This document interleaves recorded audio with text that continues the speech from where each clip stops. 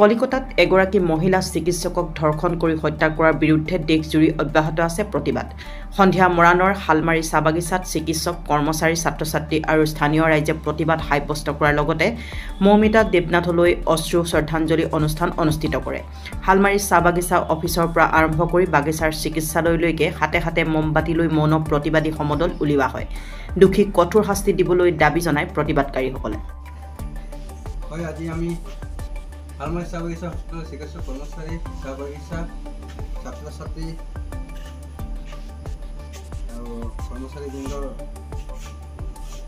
হয় ডক্টৰ মৌমিতা দেৱনাথলৈ অশ্ৰু শ্ৰদ্ধাঞ্জলি বন্তি যাত্ৰা পোহৰ যাত্ৰা আমি যে মন সমদল প্ৰতিবাদী কাৰ্যসূচী ৰূপায়ণ কৰিলোঁ।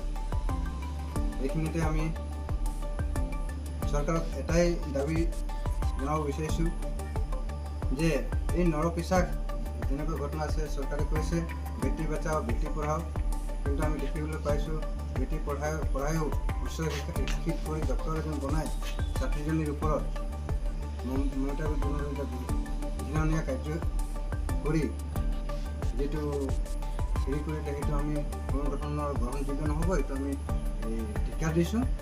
লগতে চৰকাৰক দাবী জনাইছোঁ যে এনেকুৱা নৰপিচাক যাতে আইনৰ সংজ্ঞালৈ বাচি যাব, হাৰি নাযাব, উচিত তদন্ত কৰি কঠোৰ শাস্তি প্ৰদান